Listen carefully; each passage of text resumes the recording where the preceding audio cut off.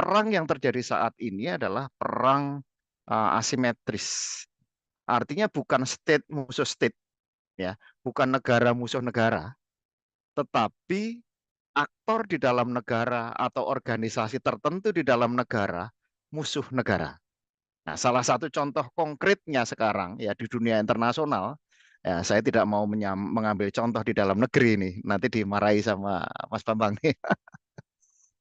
Contoh nyatanya adalah situasi yang terjadi di Israel, jalur Gaza gitu ya. Bukan kapasitas saya untuk menilai itu perang itu bagaimana, tetapi saya mengambil dari sisi teknologi ini, Mas ya. Dan perwujudan dari perang generasi terbaru ya, perang generasi ke-6. Jadi sebenarnya Hamas itu bukan negara. Ya, Hamas itu bukan negara, tetapi adalah organisasi di dalam suatu negara. Tetapi dia melakukan gerakannya musuh negara. Dalam hal ini adalah musuh Israel.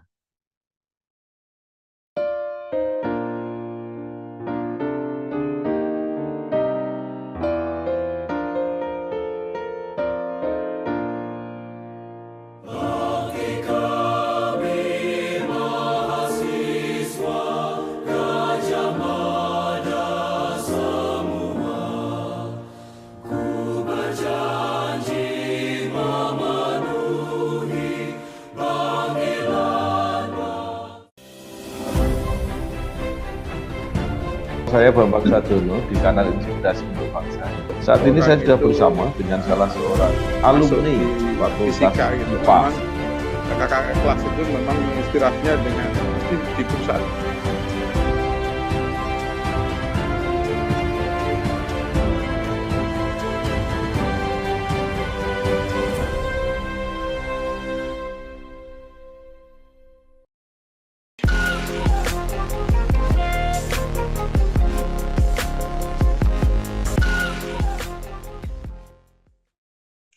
Assalamualaikum warahmatullahi wabarakatuh. Kembali lagi bersama saya Bambang GR Sadono di channel Inspirasi untuk Bangsa. Pastinya pada program Alumni Kebanggaan FMIPA UGM.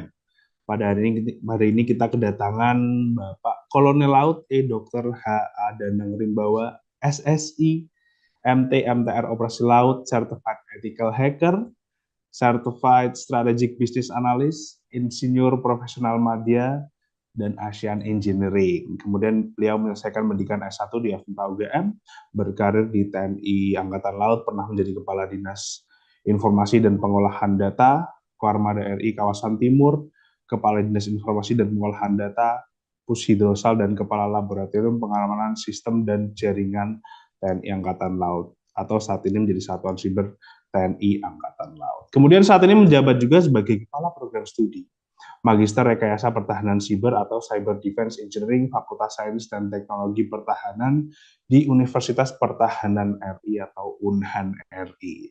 Yang pastinya pencapaian-pencapaiannya sangat luar biasa. Namun sepertinya kurang apabila kita tidak awali dengan menanyakan kabar terlebih dahulu. Bagaimana kabarnya nih, Pak Danang? Alhamdulillah, ya, alhamdulillah baik dan tentunya akan lebih baik lagi. Gitu. Ada satu kebiasaan, Mas Bambang ya. Jadi kalau kita di Unhan itu selalu mengawalinya dengan salam bela negara, begitu. Jadi menyemangati kita semua, salam bela negara. Baik, Itu salam Mas bela Bambang. negara untuk Pak Danang juga. Namun sepertinya karena ini kita sedang dalam program alumni kebanggaan FMIPA UGM ya, Pak Danang. Mungkin kita bisa langsung masuk saja. Apakah bisa diceritakan nih Pak, bagaimana dulu bisa tertarik untuk masuk ke FMIPA UGM? Monggo. Baik, terima kasih Mas Bambang. Sebenarnya semata-mata bukan tertarik sih, ya. Tapi sebenarnya ya boleh dikatakan dalam tanda kutip sebenarnya saya itu tersesat sebenarnya ya. Tersesat masuk MIPA itu. Tapi ya ada tapinya nih ya. Tersesat di jalan yang benar maksud saya begitu ya. Jadi memang sejak sekolah dasar ya, sejak sekolah dasar itu memang saya itu senang dengan mata pelajaran yang berhubungan dengan matematika dan fisika tentunya. Kecuali dalam tanda kutip lagi ya, biologi saya tidak terlalu suka gitu ya. Kemudian ketika SMP ya, ketertarikan di bidang matematika dan ilmu pengetahuan alam ini, terutama elektronika dan komputer semakin kuat. Ya, saya sendiri merasakan bahwa ketika berada di level pendidikan SMP mulai paham gitu ya. Mulai paham, kemudian saya secara pribadi memang mencoba meningkatkan keinginan pengen mendalami matematika itu seperti apa sih, gitu. Dan memang terbukti ya, memang terbukti sampai dengan akhir pendidikan SMP waktu itu sempat membanggakan diri, ternyata saya jagoan nih ya, nilai NEM-nya sempurna untuk nilai matematika gitu ya. Kemudian ya, apa yang tadi saya awali itu ketertarikan dari sekolah dasar, sebenarnya ada hal yang menarik nih Mas. Saya masih ingat ya waktu itu kelas 3 SMP ya, sekitar tahun 1985 sampai 86 ya waktu itu. Saya ini diajak saudara ya berkunjung ke MIPA ya. Berkunjung ke MIPA, enggak tahu temanya waktu itu apa ya, saya diajak ke MIPA. Setahu saya waktu itu ada MIPA Selatan yang gedung lama ya, Skip ya sebutannya begitu. Kemudian diajak juga ke lab ELIN, elektronika dan instrumentasi di MIPA Utara. Ya kalau dulu itu di sebelah barat laboratorium fisika ya. Kalau sekarang sudah nggak ada, itu bangunan sudah menjadi bangunan gedung baru ya, gedung baru MIPA.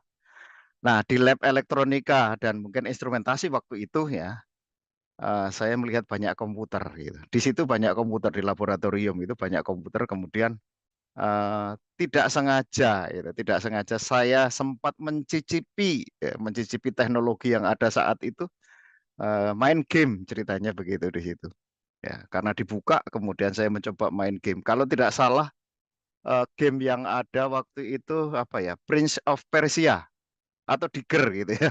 Udah lama banget itu ya. Sekarang sudah nggak ada itu. Sudah terlalu cepat komputer sekarang. Nah, waktu itu saya tidak paham itu komputer jenis apa, kemudian juga operating sistemnya apa gitu. Mungkin produknya Apple, Mac atau DOS-nya Microsoft waktu itu. Nah, pengalaman inilah yang kemudian membawa saya ya, menyesatkan saya di jalan yang benar itu tadi, untuk semakin meningkatkan minat dan ketertarikan belajar dalam bidang komputer. Ya, memang waktu itu spesifik bukan komputer tetapi elektronika instrumentasi yang ada di MIPA, jurusan fisika waktu itu. Begitu kira-kira Mas, masa lalu saya ya, kenapa saya tertarik kemudian menjadi tersesat di jalan yang benar.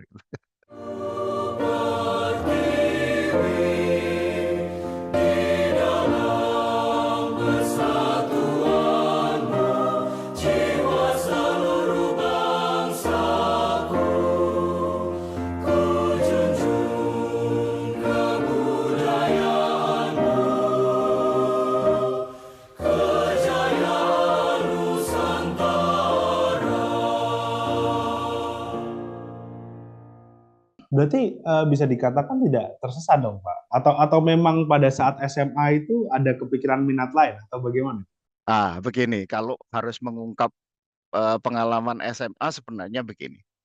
Saya waktu itu seperti tadi saya ceritakan ya, saya lulus SMP ya, lulus SMP saya tinggal di Bantul waktu itu. Ya di kampung begitu, saya lulus SMP dengan memperoleh nilai tertinggi sak sekolahan gitu. Katanya bahkan sak kabupaten naiknya gitu ya. Kemudian saya lihat di nilai matematika saya ini sempurna gitu ya. Begitu juga dengan nilai fisika. Kemudian saya masuk ke SMA, salah satu SMA di dekat Kridosono situ ya, dekat Kridosono sebelah utaranya Kridosono. Kemudian di kelas 1 saya masuk di situ, ada tes nih sebenarnya. Waktu itu ada pengelompokan A1, A2, A3 dan seterusnya ya. Nah, semua siswa di situ dites psikologi gitu ya. Dites psikologi, kemudian beberapa hari kemudian muncul rekomendasinya gitu ya. Nah, salah satu rekomendasi yang membuat saya kaget waktu itu adalah ya, saya dinyatakan tidak cocok hasil tes psikologi ya. Justru tidak cocok melanjutkan pendidikan yang berhubungan dengan matematika dan ilmu pengetahuan alam, ya, disarankan untuk menekuni bidang bahasa. Jadi A1 fisika tidak, A2 biologi tidak, bahkan IPS pun tidak. Jadi disarankan untuk eh, menekuni di bidang bahasa gitu. Nah, dari situlah sebenarnya titik balik saya. Saya harus membuktikan, mosok sih saya lulusan SMP waktu itu dengan skor tertinggi gitu ya. Kemudian dinyatakan tidak sanggup di bidang matematika dan ilmu pengetahuan alam begitu, Mas. Nah, akhirnya itulah ya saya coba dan ternyata tersesat di jalan yang benar itu tadi. Gitu, Baik, Mas baik. Bambang. Iya. Ya, mungkin tentunya sekarang terbukti ya Pak, maksud dengan jenjang karir yang luar biasa juga mungkin sudah membalikan, ya bukan berarti fakta ya, tapi Eh, rencana tersebut seperti itu Pak. Iya, barangkali Baik, begitu. iya. Barangkali begitu. Kemudian pada saat masuk pertama kali di FMIPA UGM tersebut, itu apa itu Pak, first impression-nya bagaimana? Dan kenangan dan pengalaman apa saja pada saat di FMIPA UGM itu Pak? Monggo. Kalau ditanya masalah pengalaman dan kenangan kayaknya diceritakan dari malam ini sampai besok sore nggak habis itu, Mas. Terlalu banyak ya, terlalu banyak baik suka maupun duka ya. Artinya dukanya bukan duka yang begitu mendalam, tetapi ya kesel aja lah, ya kesel aja gitu ya. Saya akan mencoba mengingat-ingat ya sambil nostalgia nih Mas. Sambil nostalgia waktu itu ya kenangan pertama adalah di hari pertama ospek ya, di hari pertama ospek ini menjadi kenangan yang sampai sekarang terpatri ya, terpatri dalam benak saya gitu ya. Jadi hari pertama ospek saya sudah kena hukuman gitu ya. Kena hukuman dan memang biasa itu ya, ospek kan dibuat begitu ya, sandiwara yang terskenario dengan baik gitu ya. Jadi ceritanya waktu itu ada tugas ya, ada tugas kita ini diminta untuk membuat kursi goyang dari kertas karton gitu ya. Ya, tugasnya sederhana, membuat kursi goyang dengan kertas karton dari senior atau panitia waktu itu. Nah, kursi goyang itu dibuat dengan ukuran yang semuanya itu menggunakan rumus atau angka-angka yang mengerikan gitu ya. Waktu itu saya membayangkan begitu ya. Misalnya ya, menggunakan kertas karton dengan ukuran keliling bumi, ya, dibagi dengan akar pangkat sekian dikali pi, dibagi dengan kecepatan cahaya, dikalikan dengan semuanya, hitungannya pokoknya besaran-besaran yang ada di fisika gitu ya. Dan seterusnya, intinya banyak sekali rumus dan betul-betul saya ingin membuktikan bahwa dulu saya katanya pintar matematika dan ilmu pengetahuan. Lalu saya hitung betul, saya cari buku, saya hitung betul gitu ya. Nah, kemudian itu semua dibuat di kertas karton dan dilaminating. Sebenarnya saya sudah curiga ini bikin kursi, kursi goyang itu dengan kertas, tapi kok dilaminating gitu ya. Nah, waktu itu saya mencoba membuat beneran ini. Saya guntingi, saya bentuk kursi begitu. Ya, bentuknya 3 dimensi kalau zaman sekarang, kursi beneran begitu ya. Kemudian terbuktilah berbentuk kursi gitu. Alah ya. Kalau waktu itu saya sempat alah gitu ya. Kalimat saya begitu. Ternyata yang dipinta panitia itu kertas karton putih lembaran, lembaran biasa yang dilaminating supaya pada saat kegiatan ospek itu bisa dipakai sebagai alas duduk. Betul ya. Membuat kursiku yang jadi alas biasa. Kertas biasa itu dilaminating dipakai untuk duduk. Kemudian orangnya goyang. Nah, itu yang waduh ini pukulan telak saya ini. Nah, dari situ saya terbayang, Mas. Terbayang jangan-jangan ini ya dari awal masuk hari pertama sampai nanti kalau saya berhasil lulus dari sini, jangan-jangan persoalan seperti ini yang akan muncul ya. Jadi bayangan saya itu bayangan hitung-hitungan yang rumit, kemudian perjalanan kuliah yang berat begitu ya. Itu salah satunya. Kemudian itu tadi pengalaman pertama. Pengalaman berikutnya adalah kenangan asiknya Wirawiri nih, Mas. Dulu kan MIPA Selatan ke MIPA Utara, dari MIPA Utara kita kuliah ke MIPA yang Selatan begitu ya. Nah, asiknya itu karena melewati fakultas kedokteran ceritanya begitu ya. Jadi lewat kedokteran umum, lewat kedokteran gigi, ya wirawiri begitu. Dan terbukti akhirnya ya, terbukti ya. Jadi mantan pacar saya menjadi pendamping saya itu dari situ gitu. Nah, itu kenangan yang tidak akan pernah hilang gitu. Dan akan saya bawa ya sampai dengan akhir kehidupan kami kayaknya begitu. Nah, kemudian ada satu hal yang menarik juga ya, kenangan indah saya itu ya. Eh Waktu itu kebiasaan kita adalah setiap akhir semester itu selalu melihat potongan kertas memanjang dari atas ke bawah gitu ya. Nah, di situ ada daftar nomor mahasiswa, kemudian sampingnya adalah huruf. Ya, tidak seperti sekarang ya, semua serba komputer dimunculkan itu bisa lihat. Ditempel di situ semua orang bisa melihat. Ya, jadi mata kuliah apa, dosennya siapa, mahasiswanya nomor mahasiswa sekian banyaknya dari atas ke bawah gitu. Nah, asiknya lagi di situ itu nilainya hurufnya itu selalu lengkap. Nggak kayak zaman sekarang mungkin hanya A sama B saja gitu ya. Seperti saya di lingkungan pendidikan sekarang untuk memberikan nilai C itu kayaknya kok kok nggak sampai hati ya, atau mungkin sudah nggak zamannya gitu. Tapi waktu itu asik, kita bisa melihat kelengkapan sebuah abjad gitu ya. Dari A sampai dengan F gitu. Nah itu salah satunya Mas, kenangan-kenangan asik ya, kenangan-kenangan indah yang tentunya tidak tidak akan pernah bisa dilupakan gitu ya. Begitu Mas Bambang.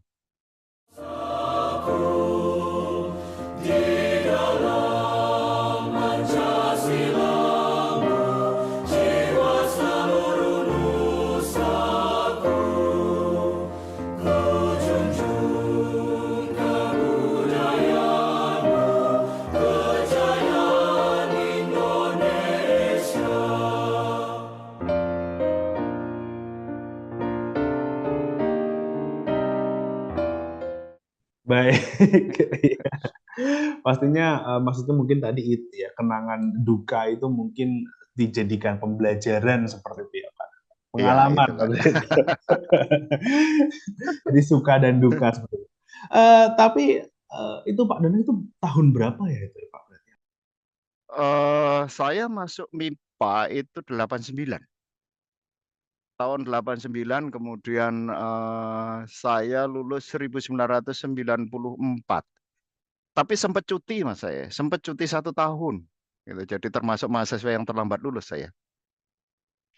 Ya, cuti 1 tahun, jadi 89, lulus 94. 5 tahun ya, tapi kepotong 1 tahun sih sebenarnya.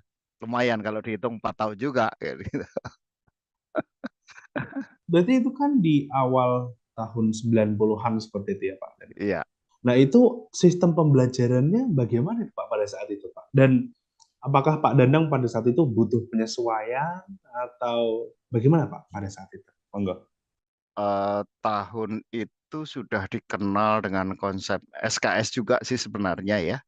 Sudah dikenal dengan konsep SKS. Tapi buat saya SKS-nya bukan sistem apa ya, satuan kredit semester bukan itu ya. Tetapi saya lebih mengartikan ke sistem kebut semalam sebenarnya. Jadi konsep SKS sudah ya. Kemudian di awal-awal kuliah juga ada paket dasar yang harus diambil gitu ya.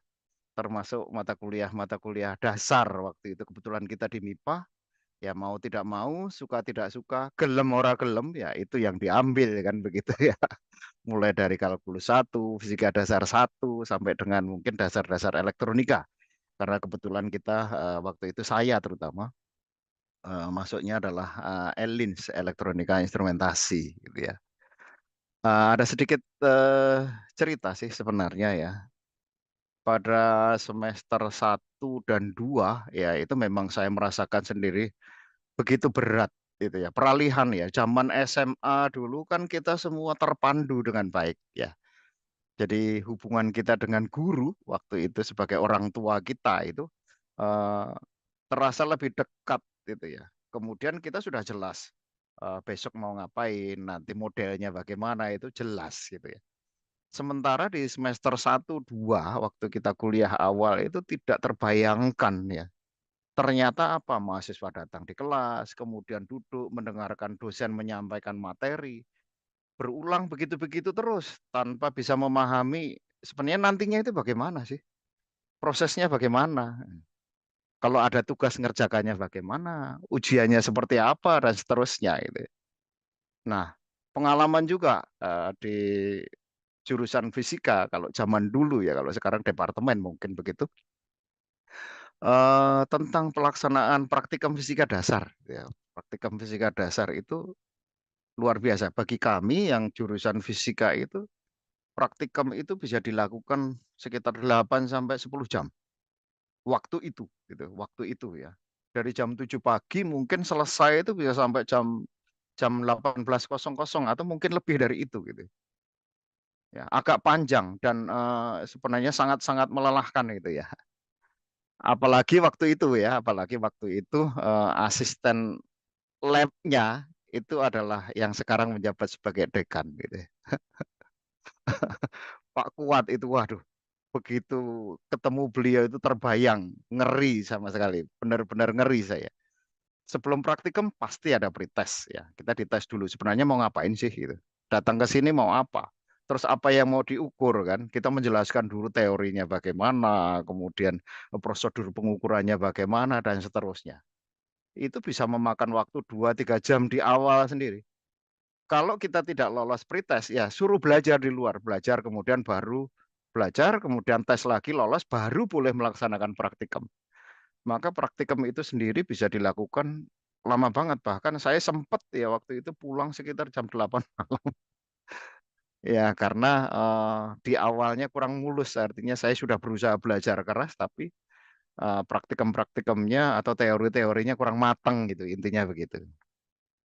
Nah kemudian, sekali lagi saya katakan, di awal ya di MIPA itu memang menurut saya sangat berat, ya sangat berat. Ya saya tersiksa waktu itu ya. Tapi kemudian, seiring berjalannya waktu ya, siksaan itu, kemudian bisa menjadi sebuah istilah baru. Kalau tadi di awal saya tersesat di jalan yang benar ya, kemudian siksaan ini justru siksaan yang mengasyikkan menurut saya. Menjadi asik ternyata kalau ditekuni. Nah, sudah kepalang tanggung, sudah terlanjur masuk ke MIPA mau kemana lagi kan begitu. Kemudian akhirnya saya mendapatkan, kunci ya, kunci rahasia. Bagaimana kita kita harus belajar, kemudian mempersiapkan kuliah dengan baik, tugas, ya, mengerjakan ujian dan lain-lain. Nah, kunci rahasia waktu itu ya, itu adalah kehadiran senior. Ya, atau kalau di lingkungan kami, di lingkungan militer itu, hadirnya seorang mentor gitu. Orang yang menjadi pembimbing kita, menemani kita, tempat kita bertanya, ya. Kemudian kita mencari tahu banyak hal gitu ya. Nah, waktu itu akhirnya saya menyimpulkan ternyata untuk kuliah di MIPA, selain memang kita menyiapkan waktu khusus, kemudian niat yang tinggi ya, itu kehadiran seorang mentor atau senior itu penting gitu. Dan yang penting lagi adalah jangan pernah hanya menunggu atau menanggalkan atau mengandalkan kuliah di kelas. Ya, harus berinteraksi dengan terutama yang saya katakan tadi mentor itu tadi. Begitu Mas Bambang.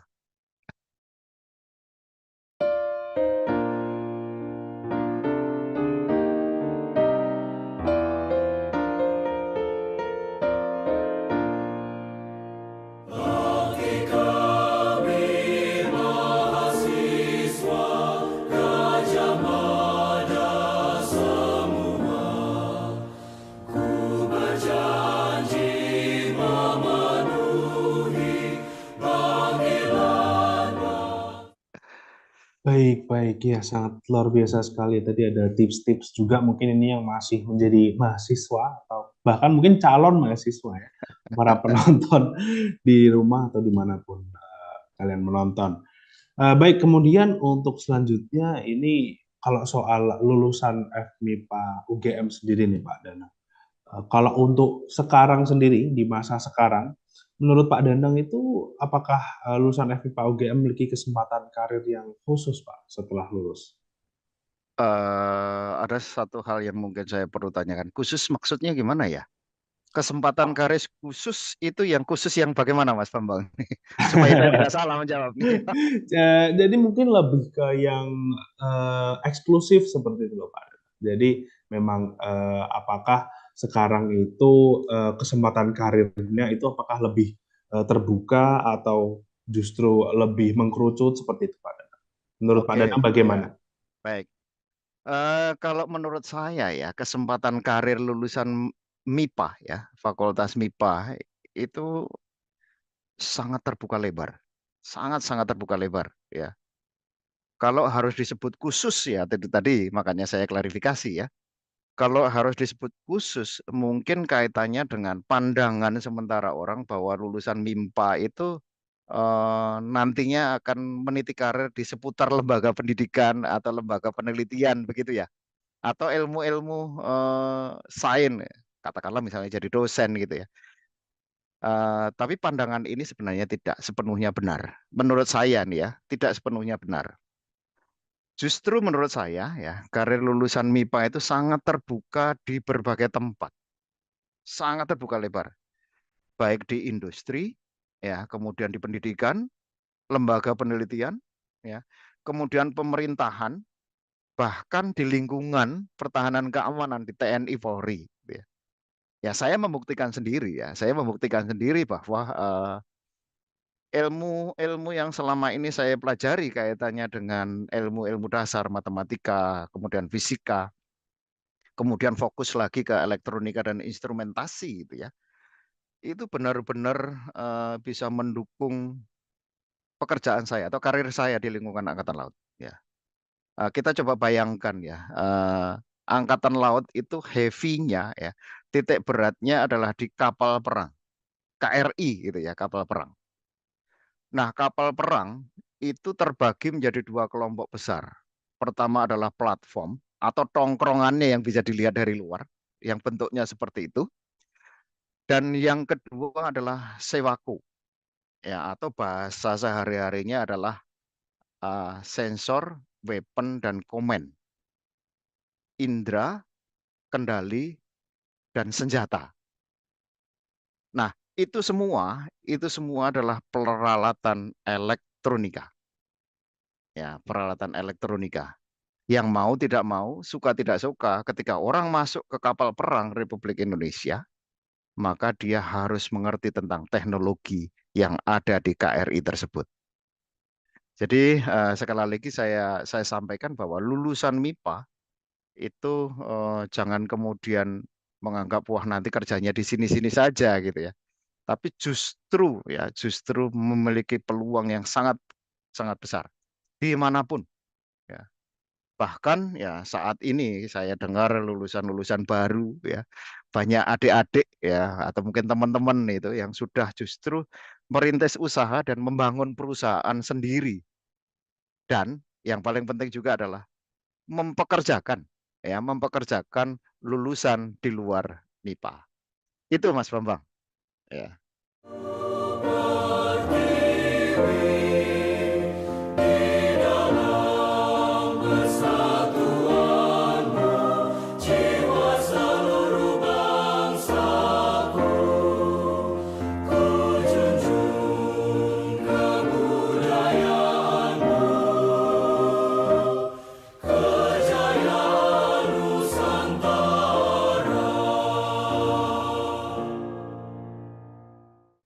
Baik, iya Pak Danang, baik ya. Berarti memang tadi sudah dibicarakan juga mengenai buktinya ada Pak Danang seperti itu ya Pak. Karena di di TNI sendiri seperti itu. Namun berbicara lagi mengenai Pak Danang, mungkin bisa diceritakan Pak bagaimana perjalanan karirnya hingga sampai saat ini, Pak Danang. Mungkin bisa dimulai daripada saat pertama kali lulus kuliah itu apa yang ada di pikiran Pak Danang? Oh, sepertinya saya bisa ke sini, saya bisa ke sini. Bagaimana Pak? Jalan ceritanya. Oke, Monggo. ya. Saya akan mencoba menceritakan ya ini pengalaman saya ya. Saya sudah bergabung di TNI Angkatan Laut itu mungkin 31 tahun ya. Sudah sangat lama itu. Jadi sebenarnya tadi di awal saya sudah menceritakan ya, saya masuk MIPA itu tahun 1989, angkatan 89 begitu ya. Ya, kemudian saya lulus, tadi juga saya sudah sampaikan 1994. Nah, ini yang menarik ya. Sebelum lulus tahun 1994, ya, saya sempat mengikuti pendidikan militer nih, Mas. Jadi belum lulus waktu itu, ya, saya bergabung dengan ABRI waktu itu ya, mengikuti pendidikan militer yang melalui program Perwira Beasiswa ABRI angkatan ke-6 tahun 93 ya. Jadi saya dilantik menjadi Letnan 2 di Angkatan Laut itu tahun 1993. Jadi konsekuensinya waktu itu adalah saya cuti, Mas. Saya cuti 1 tahun, kemudian eh, saya bergabung dengan militer. Nah, alasan bergabung dengan militer itu ada cerita lain ya. Waktu itu kita kuliah, kemudian juga butuh biaya banyak ya. Kayak ada kesempatan nih beasiswa ikatan dinas gitu ya. Ya, akhirnya saya bergabung ya bersama beberapa teman. Sebenarnya banyak dari MIPA ya. Dari MIPA matematika banyak, dari Elins juga banyak. Bahkan angkatan saya itu ada yang sekarang di polisi, di Kepolisian Republik Indonesia. Ya, kemudian ada juga yang di polisi yang pangkat terakhir adalah sudah bintang 2. Ya, sudah bintang 2. Cukup cukup terbuka karirnya ya. Kemudian dengan status berubah, awalnya adalah mahasiswa biasa, saya berubah status menjadi mahasiswa beasiswa. Ya, saya melanjutkan studi S1 di MIPA UGM, jadi cuti, kemudian ya lanjut terpaksa kan untuk menyelesaikan S1. Nah, waktu saya menjalani kuliah dengan status baru, ya mahasiswa beasiswa itu, saya juga mengemban tugas ditempatkan waktu itu ya. Saya ditempatkan di Pangkalan Angkatan Laut Jogja. Jadi memang didekatkan dengan kampus ya. Ya kegiatan hariannya saya ngantor. Ya ngantor sebagai perwira muda di Pangkalan gitu ya. Kemudian setiap kali ada jadwal kuliah saya izin, ya izin, kemudian saya kuliah. Dari kuliah ya kalau jam kerjanya masih, saya kembali lagi, ya kembali lagi berdinas di Lanala Jogja, gitu ya.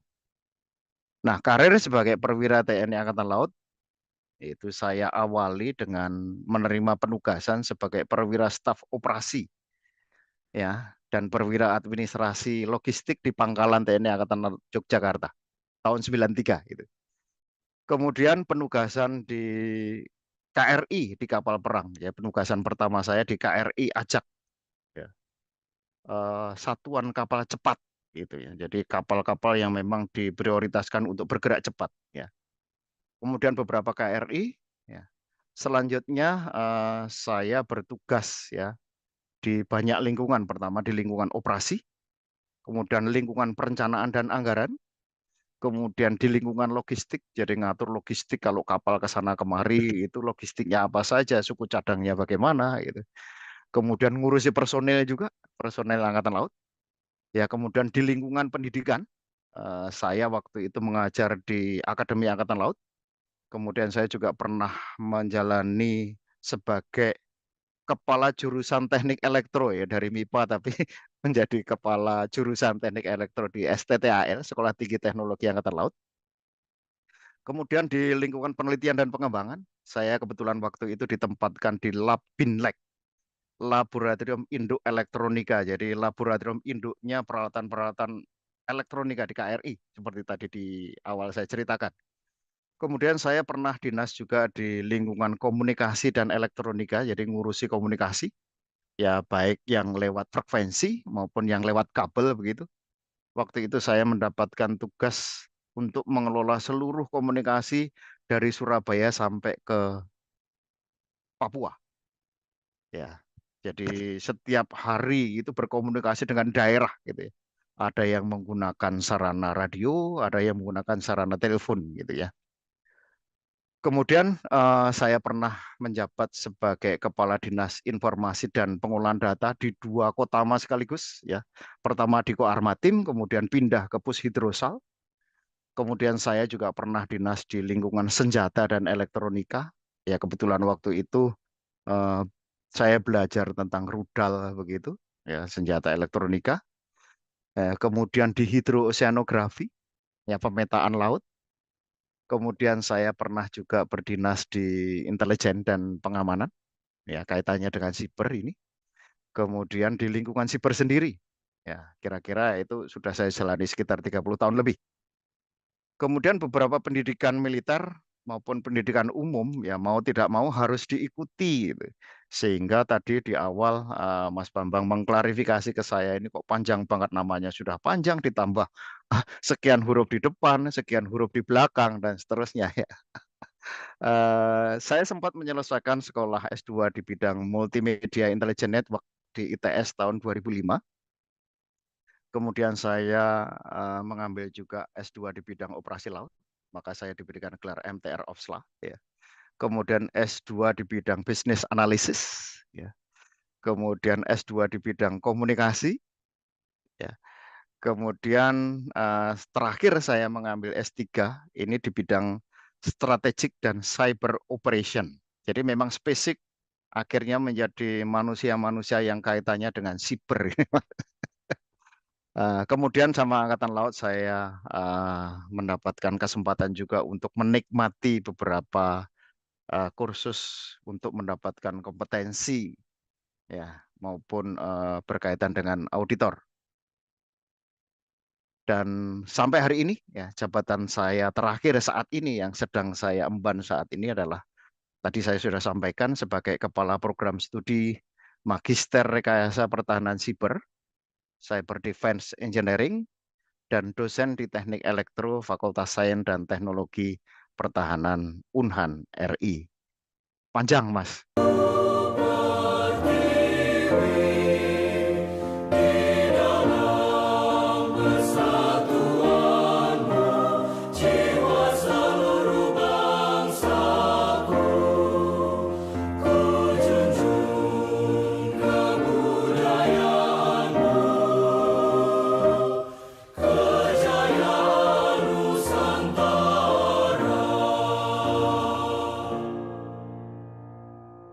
Iya, baik Pak Danang memang sangat luar biasa sekali ya tadi ya jalannya itu kan tadi dari berbagai tempat juga dengan berbagai pelatihan dan gelar seperti itu. Namun apabila boleh kembali sedikit Pak Danang, mungkin kembali ke awal tadi pada saat cuti itu ya. Itu kan komitmen 31 tahun itu kan hal yang cukup besar bagi bukan hanya anak muda ya, bagi manusia pada umumnya seperti itu. Lah itu motivasinya apa itu Pak? Dan secara lebih spesifik lagi angkatan laut seperti itu. Apa itu Pak? Ada apa di balik eh, langkah yang diambil oleh Pak Danang tersebut? Mungkin bisa diceritakan. Ya, memang 30 tahun lebih ya, 30 tahun lebih. Kira-kira saya masih harus menyelesaikan kontrak kontrak bekerja di lingkungan pertahanan ya, walaupun saya sekarang sudah di luar Angkatan Laut ya, tetapi statusnya masih Angkatan Laut. Saya bekerja di lingkungan pertahanan ya, di Kementerian Pertahanan sebenarnya gitu ya. Jadi di Angkatan Laut itu ada sebuah istilah ya, kibarkan bendera kewajiban. Ya, artinya ketika kita sudah masuk ke dalamnya ya, ya akhirnya apa ya? Sumpah setia kepada negara ya, demi negara dan bangsa tercinta ya. Kalau kemudian di akhir, walaupun mungkin sebelum akhir sepenuhnya ya, saat ini saya bekerja di lingkungan pertahanan, maka tadi saya memberikan semangat ya, salam bela negara gitu. Karena apa? Sebagai generasi, sebagai putra bangsa, sebagai orang yang mewarisi ya negeri ini, maka salah satunya adalah upaya yang bisa dilakukan ini adalah bela negara dengan berbagai macam cara. Tidak harus membela kemudian mengangkat senjata, tetapi dengan ilmu pengetahuan dan teknologi yang kita pelajari, itu kita bisa berbakti kepada nusa dan bangsa. Tentunya demi kesejahteraan kita bersama. Terlihat klise ya, tapi memang itulah yang sebenarnya mendorong secara pribadi saya untuk terus bekerja, ya, kemudian terus berkarya, kemudian juga menjaga nama baik alma mater tercinta FMIPA UGM. Begitu Mas Bambang. Baik, ya mungkin itu memang jadi moga-moga bisa menjadi inspirasi lah bagi para penonton yang ada dimanapun berada sekarang ini, karena memang tujuan dari channel kami sendiri inspirasi untuk bangsa. Baik, terima kasih Pak Danang. Kemudian lanjut lagi nih, Pak Danang. Mungkin ini masuk ke angkatan laut sedikit. Jadi untuk para penonton dan mungkin untuk Pak Danang sendiri, sebenarnya saya sekarang sedang mengerjakan skripsi juga mengenai keamanan siber seperti itu Pak Danang.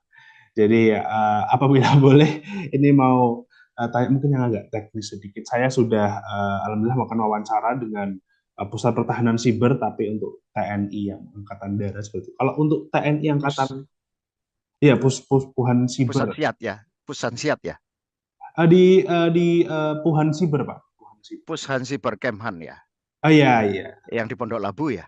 Ah iya di Pondok Labu Oke, ya. ya di Pondok Nah, Labu. Oke, ya. kemudian kalau untuk TNI Angkatan Laut sendiri itu untuk pertahanan sibernya itu concernnya lebih ke apa sih Pak? Dan itu perbedaannya dapat kita lihat dari apa? Mungkin bisa dijelaskan.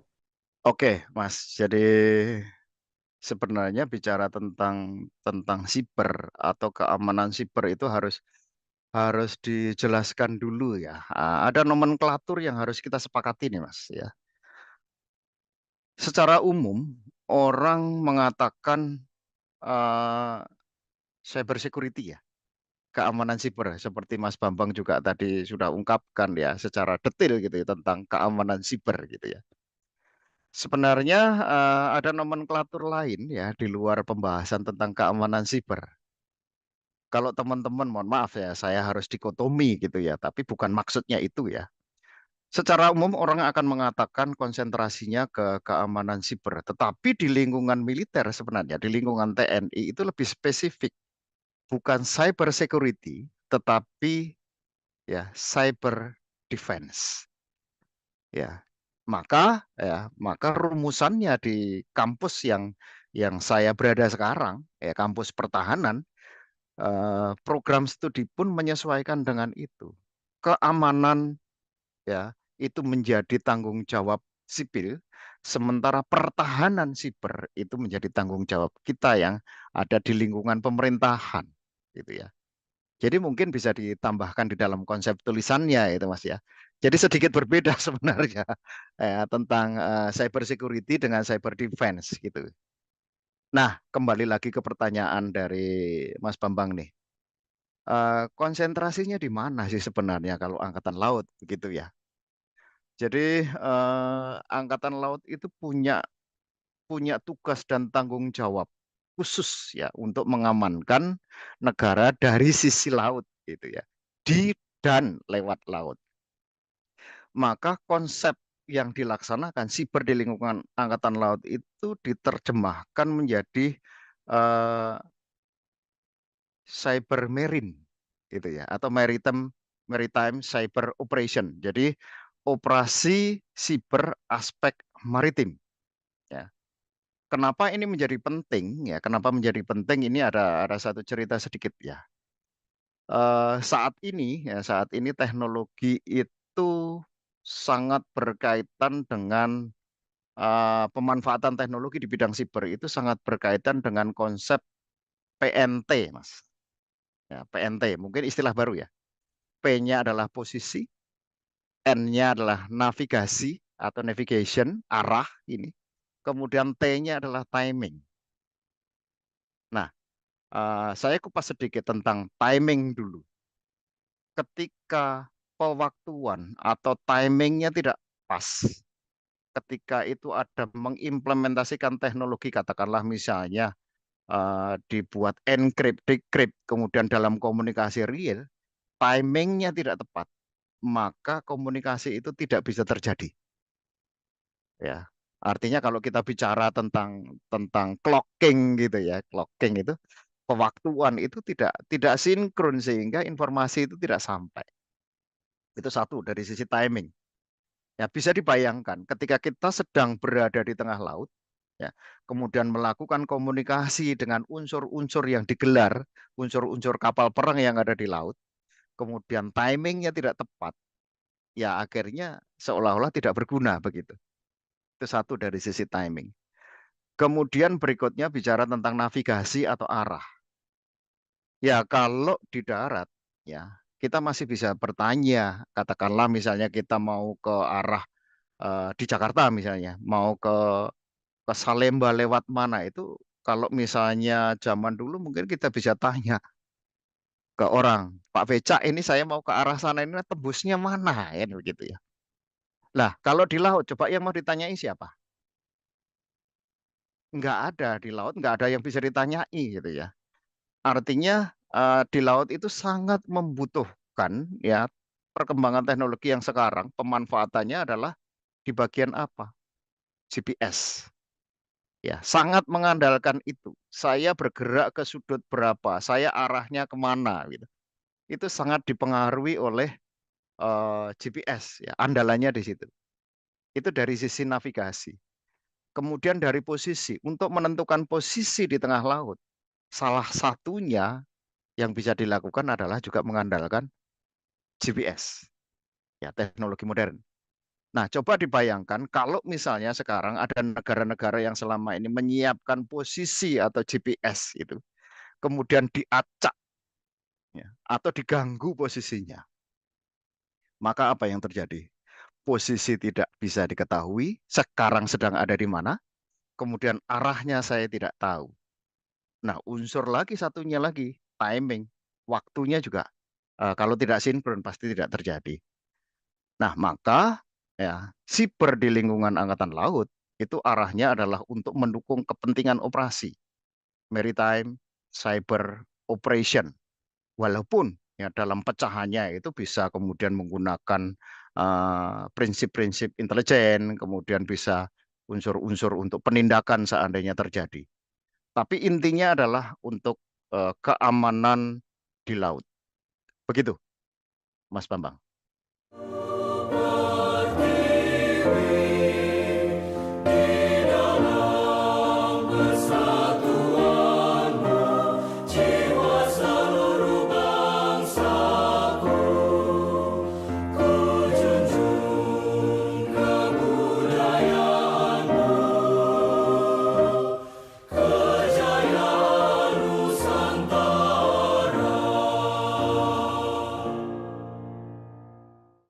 Iya.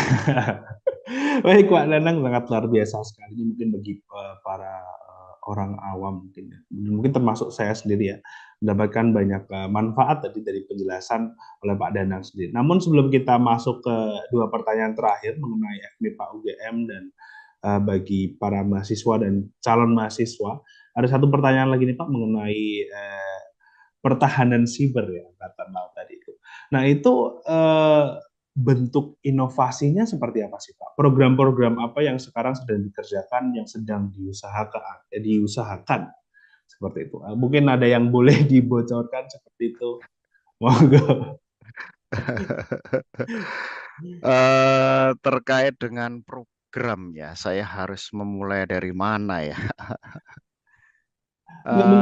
Mungkin lebih ke sebenarnya bentuk inovasinya itu dari mana? Apakah kita masih perlu meningkatkan tadi GPS atau timing? Sebenarnya bagaimana situasi di Indonesia saat ini dan bagaimana bentuk inovasinya seperti itu sih Pak? Baik, sebenarnya apa yang dilakukan ya, apa yang dilakukan oleh kita semua ya, oleh kita semua yang memiliki konsentrasi atau ketertarikan ya, atau panggilan hati lah ya katakanlah begitu. Panggilan hati di sisi siber itu adalah bagaimana sebenarnya kita ini eh, bisa ya menjamin diri kita semua ya, atau menjamin kita semua itu memperoleh keunggulan informasi sebenarnya ya. Kita bisa memperoleh keunggulan informasi dan menjamin bahwa informasi yang kita dapatkan itu adalah informasi yang benar. Nah, berdasarkan ini semua, maka kemudian akan bisa ditentukan langkah-langkah lanjutan. Ya, coba misalnya Mas Bambang bisa bayangkan ya. Sekarang ini kan apapun ditulis orang gitu ya, apapun ditulis orang di media sosial gitu ya. Sebenarnya perang zaman sekarang ini adalah bukan lagi masuk ke ranah perang generasi kelima, ya generasi kelima atau ranah perang siber, tetapi sudah masuk ke ranah perang generasi keenam. Apa itu perang generasi keenam? Kalau orang Jawa biasanya nyebutnya adalah nabok nyileh tangan, ceritanya begitu, Mas. Ya, mungkin maksudnya begini ya. Jadi kita memukul orang tapi pinjam tangannya orang lain gitu ya. Nah, realnya adalah perang yang terjadi saat ini adalah perang asimetris. Artinya bukan state musuh state ya, bukan negara musuh negara, tetapi aktor di dalam negara atau organisasi tertentu di dalam negara musuh negara. Nah, salah satu contoh konkretnya sekarang ya di dunia internasional, ya saya tidak mau mengambil contoh di dalam negeri nih, nanti dimarahi sama Mas Bambang nih. Contoh nyatanya adalah situasi yang terjadi di Israel, jalur Gaza gitu ya. Bukan kapasitas saya untuk menilai itu perang itu bagaimana, tetapi saya mengambil dari sisi teknologi nih, Mas ya. Dan perwujudan dari perang generasi terbaru ya, perang generasi keenam. Jadi sebenarnya Hamas itu bukan negara. Ya, Hamas itu bukan negara, tetapi adalah organisasi di dalam suatu negara. Tetapi dia melakukan gerakannya musuh negara. Dalam hal ini adalah musuh Israel. Nah, silahkan ditanyakan ke kita sendiri di Indonesia, ada enggak seperti itu? Ya, saya tidak akan spesifik menyebut, tapi saya katakan ada dan banyak. Musuh kita bukan dari luar negeri saat ini, dari dalam negeri sendiri. Nah, kemudian ini kalau dikaitkan dengan ancaman ya, ancaman siber ya, ancaman siber kita bagaimana sih sekarang gitu ya? Situasinya bagaimana gitu? Ya, situasinya saat ini sudah sangat-sangat berbahaya sebenarnya gitu. Sangat berbahaya setiap hari ya, karena kita tidak menyadari saja gitu. Setiap hari itu banyak sekali percobaan serangan siber yang targetnya itu adalah sebenarnya negara, tetapi melalui aktor penyelenggara negara atau target perorangan untuk mendapatkan informasi yang lebih luas dalam hal ini negara. Ya, beberapa rilis terakhir saya sampaikan ya. Jadi keamanan penerbangan itu sudah menjadi target sekarang. Nah, tidak tahu ya, tidak tahu targetnya apa ya, saya tidak akan sebutkan, tetapi itu menjadi sebuah hal yang harus diwaspadai. Ya, termasuk teknologi listrik. Ya, mungkin beberapa tahun yang lalu ada kasus ya, ada pembangkit listrik mati sekian lamanya gitu ya. Kemudian kita rame ini ya, di mana-mana rame. Pertanyaannya kemudian ya, kira-kira serangan siber itu bisa membawa korban apa enggak? Saya tanya ke Mas Bambang nih. Kira-kira serangan siber itu berdampak adanya korban jiwa apa enggak? Mungkin enggak terjadi.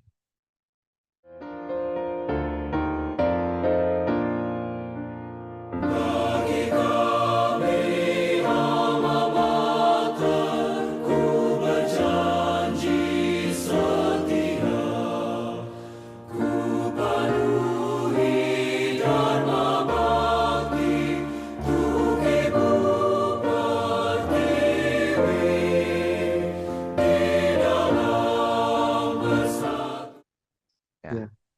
Sangat Jawabannya adalah sangat memungkinkan. Ya, sangat memungkinkan. memungkinkan. Ya, sangat memungkinkan. Ya, saya sepakat itu. Coba bayangkan ketika pembangkit listrik di negeri ini ya, kemudian kena serangan siber pembangkitnya nih gitu ya. Karena kadang-kadang ini ya, ini untuk kita semua ya. Kadang-kadang kita ini terlalu mudah mengupload sesuatu, gitu. Buku petunjuk praktikum, oke lah itu diupload yang membantu adik-adiknya gitu ya. Kemudian mata pelajaran tertentu bahan ajar diupload. Nah, yang konyol nih, banyak sekali ya dicari di situ ya untuk masuk ke dalam situs tertentu ya, untuk pengendalian pembangkit listrik, untuk pengendalian katakanlah misalnya ya satelit, itu buku petunjuknya diupload ya. diupload di dunia maya, katakanlah saya katakan di internet begitu saja bahasa sehari-harinya.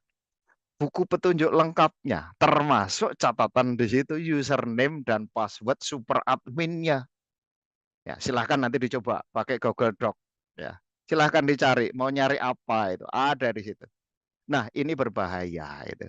Saya pernah iseng ya, saya mohon maaf kalau ada yang salah dengan saya.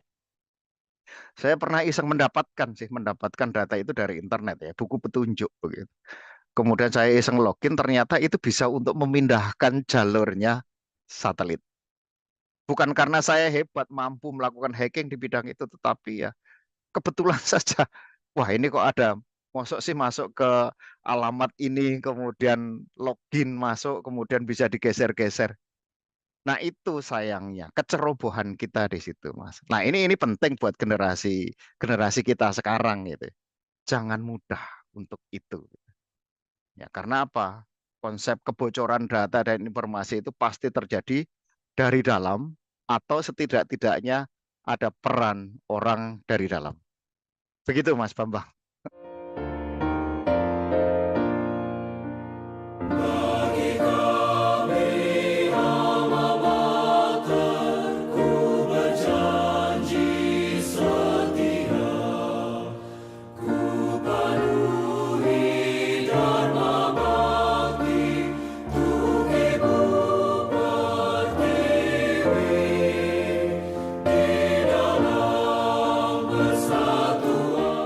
Iya, ya baik. Berarti human error masih jadi salah satu aspek yang perlu diperhatikan kembali seperti itu, Pak Danang. Itulah, ya. Ya, baik.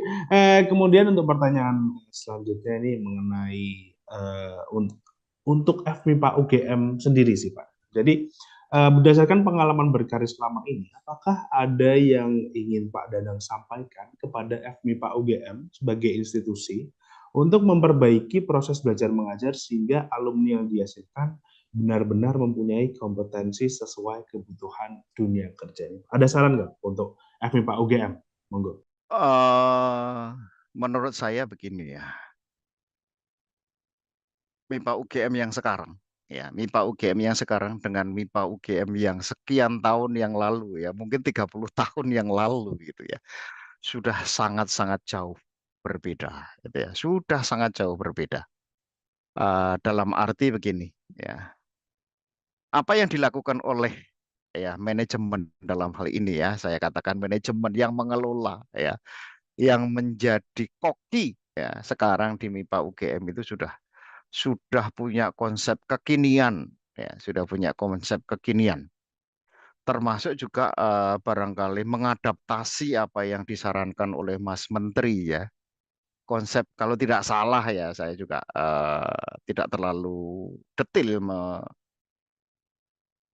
mengikuti perkembangan ya. Tetapi konsep Mas Menteri itu kan konsep STEM ya.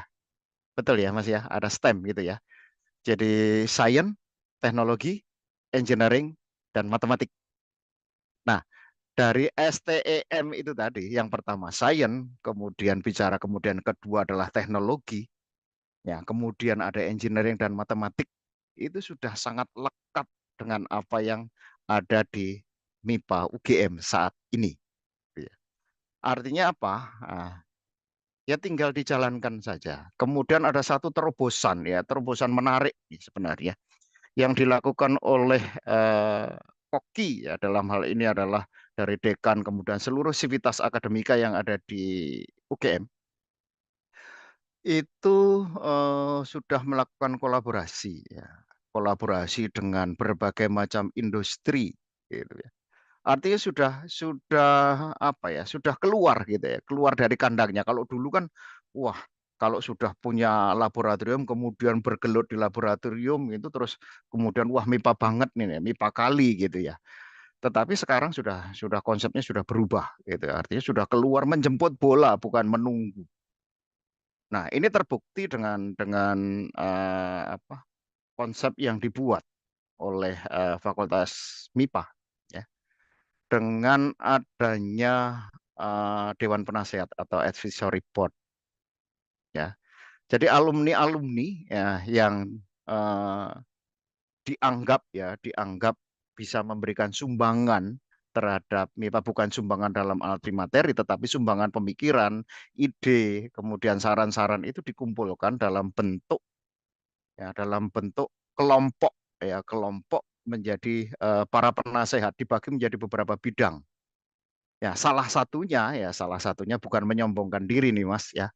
Salah satunya saya juga ditunjuk sebagai ketua komisi advisory board ya di bidang pengembangan kurikulum. Nah, itu yang saya alami. Saya bekerja bersama teman-teman yang lain ya. Ada yang dari sisi istilahnya peluang peluang mentoring gitu tadi ya. Ada dari sisi industri dibawa ke MIPA kemudian memberikan pencerahan. Ya, nantinya itu begini loh, di industri itu begini dan seterusnya. Artinya sudah kolaborasi ini sudah luar biasa terjadi saat ini. Dan kalau diminta sarannya apa, saya pikir ini sudah yang terbaik lah. Ya, terbaik di zamannya gitu ya. Terbaik di zamannya ya. Setiap waktu ada orangnya, setiap orang ada waktunya. Dan disinilah posisinya sudah tepat menurut saya. Begitu Mas Bambang. Setiap kita punya cerita, dari tingginya harapan sampai pahitnya kenyataan. Tapi kami percaya, setiap insan pasti punya cita-cita. Ions Culinary Academy hadir mengubah harapan menjadi kepastian berbekal ilmu kulineri. Dapatkan proses pembelajaran yang sistematis dan inspiratif dengan menggabungkan 20% teori dan 80% praktik olahan menu. Kuasai fundamental hingga wujudkan profesi impian dengan chef profesional didukung fasilitas dan alat terbaik. Meningkatkan keahlian untuk membangun jiwa entrepreneur serta dukungan koneksi ke berbagai instansi ternama. Menjadi bagian dari setiap mimpi dan cita-cita yang berharga adalah keharusan dan tujuan dari kami. Ions Culinary Academy. Nurture your talent, advance your skill. Baik, berarti kalau dari Pak Deno sendiri sudah tepat sebetulnya posisi ya Pak UGM apabila mengikuti dengan perkembangan yang ada di zaman sekarang seperti itu.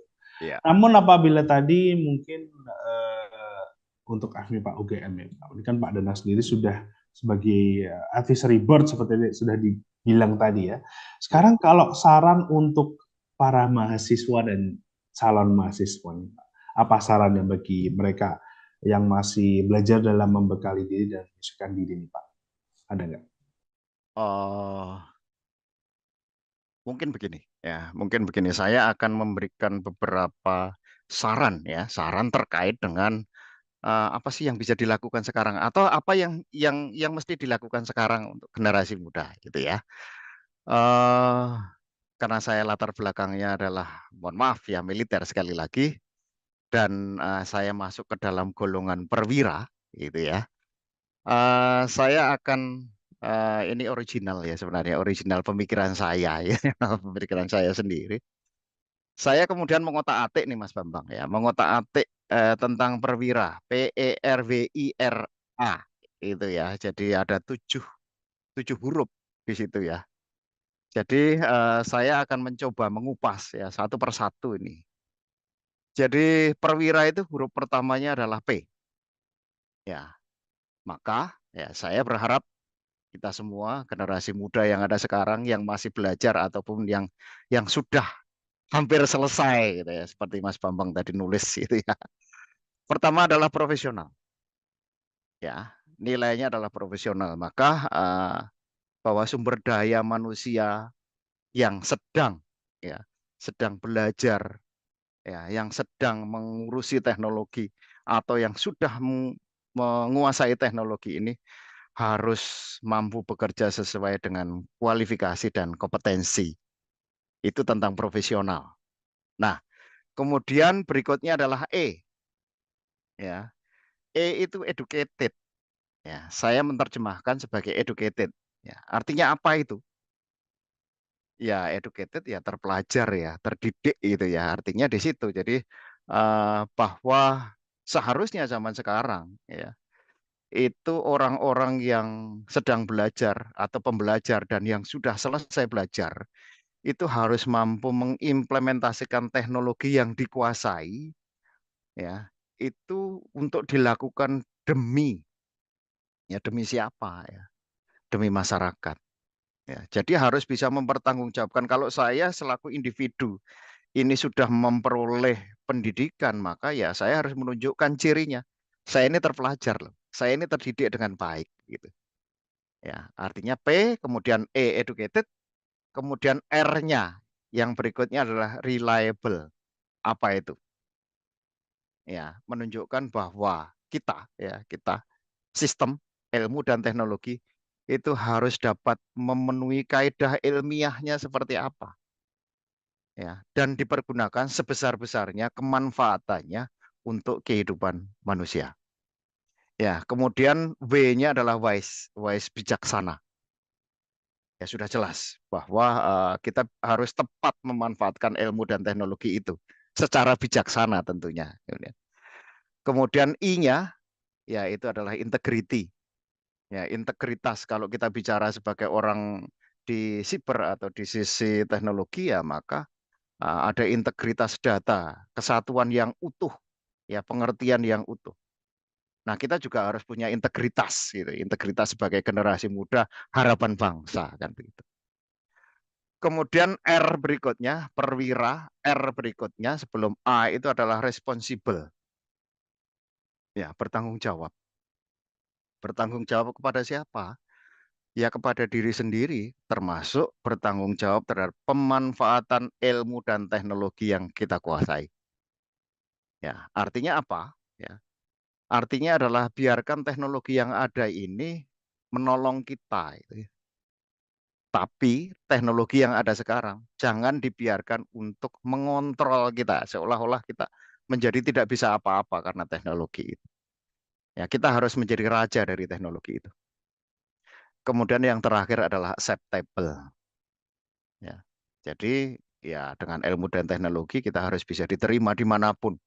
Jangan kemudian karena, mohon maaf ya, karena sekolahnya tinggi, gelarnya banyak banget, kemudian bertingkah tidak sesuai sehingga tidak bisa diterima oleh lingkungan kita, di lingkungan kerja, di lingkungan masyarakat, di lingkungan pergaulan. Jadi sekali lagi pesan saya ini ya adalah perwira, jadilah perwira, profesional, kemudian educated, reliable, wise, integrity, responsible, dan acceptable yang terakhir. Ini yang paling sulit. Ya, kita sudah membekali diri banyak, gitu. Banyak hal kita pelajari kemudian menjadi bekal kita. Tetapi kalau kita berada dalam satu tempat tidak bisa diterima oleh lingkungan kita, maka sebenarnya kita tidak bisa menjadi seorang perwira yang acceptable. Begitu Mas Bambang.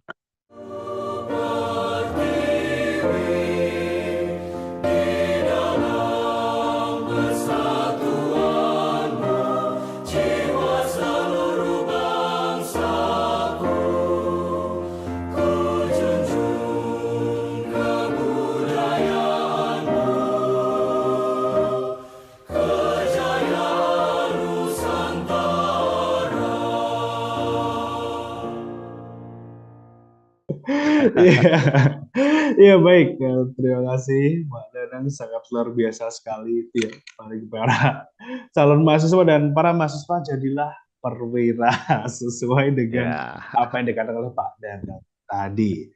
Baik, untuk Pak Danang sendiri saya ingin mengucapkan terima kasih atas waktunya dan kesempatannya. Tentunya wawancara pada hari ini sangat bermanfaat bagi saya. Semoga bermanfaat bagi Pak Danang dan para bagi kita penonton di semua. rumah. Semoga Baik. semoga bermanfaat buat kita semua, Mas Bambang. Namun sebelum saya akhiri, apakah ada kata-kata penutup dari Pak Danang? Monggo, Pak Danang. Ya, jadi sekali lagi, mari kita jadi perwira. Ya, perwira yang menjadi benteng dan tulang punggung negara.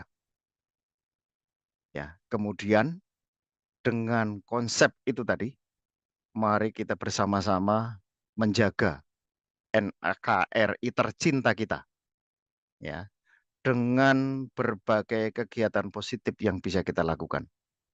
Berjuang tidak harus menjadi aparat, tetapi justru perjuangan yang sesungguhnya itu ada di tengah-tengah masyarakat.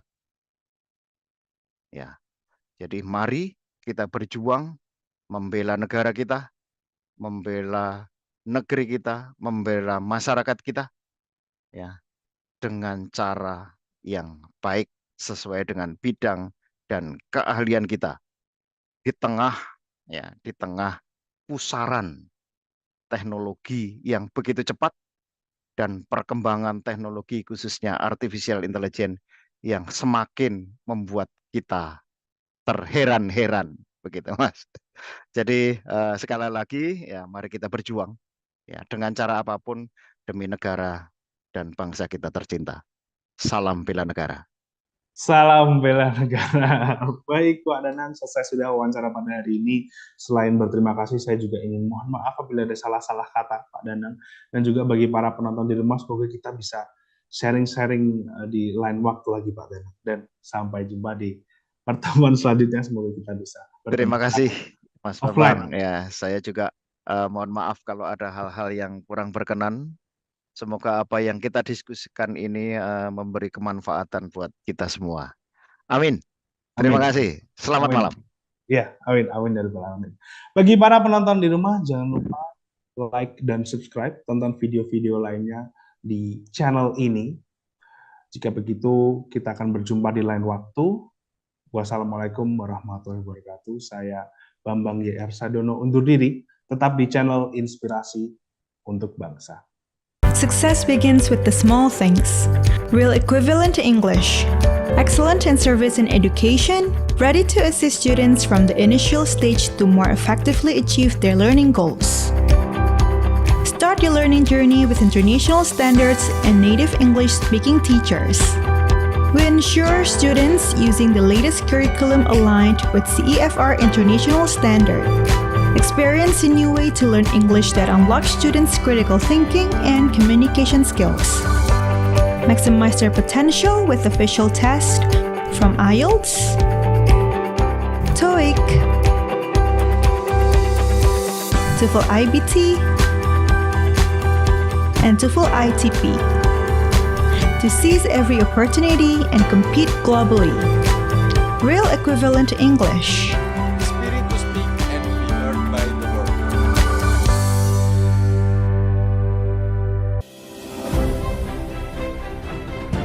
Saya Bambang Sadono di kanal Inspirasi untuk Bangsa.